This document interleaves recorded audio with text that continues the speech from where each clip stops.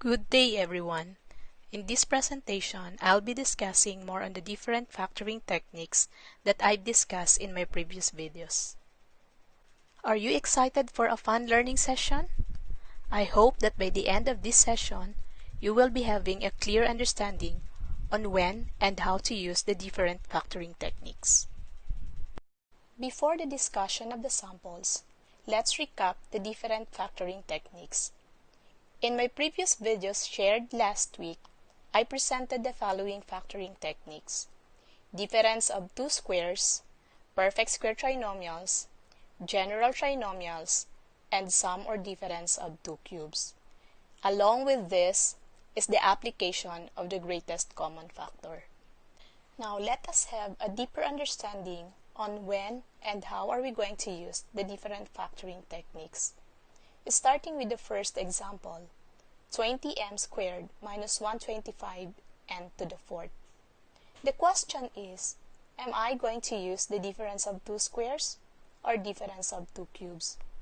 At a first glance, we can't say which of these two factoring techniques are we going to apply, since 20m squared and 125 n to the fourth are not perfect squares.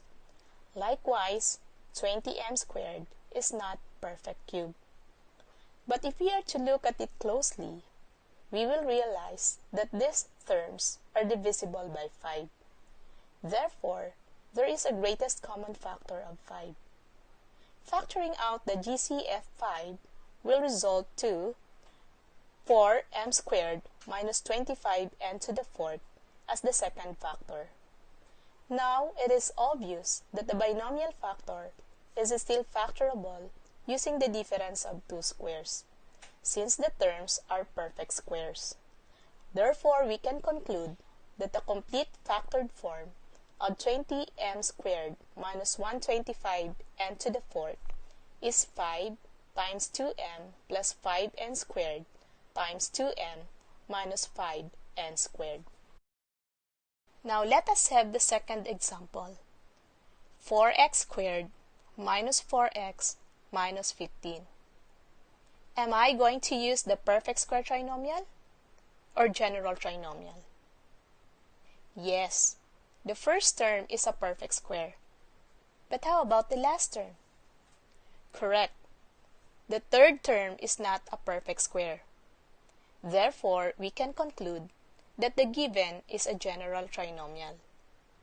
Since the leading coefficient of the general trinomial is not 1, therefore, we will remove this leading coefficient and multiply it to the last term, giving us x squared minus 4x minus 60.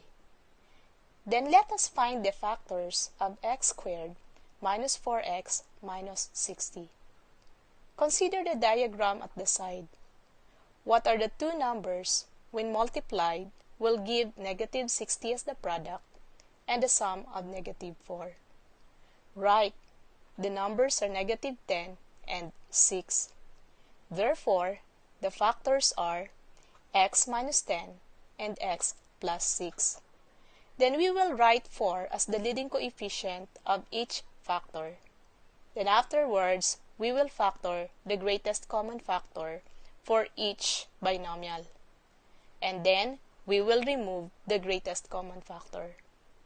Thus, the complete factored form of 4x squared minus 4x minus 15 is 2x minus 5 times 2x plus 3. For our third example, 27 r raised to 6 plus 125 s cubed. Is this an example of sum of two squares or sum of two cubes?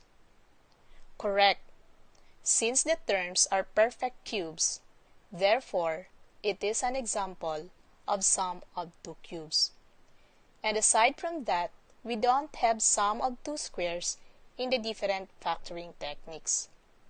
Now, let us identify the binomial factor by getting the cube roots of each term and taking the sign between the given two terms.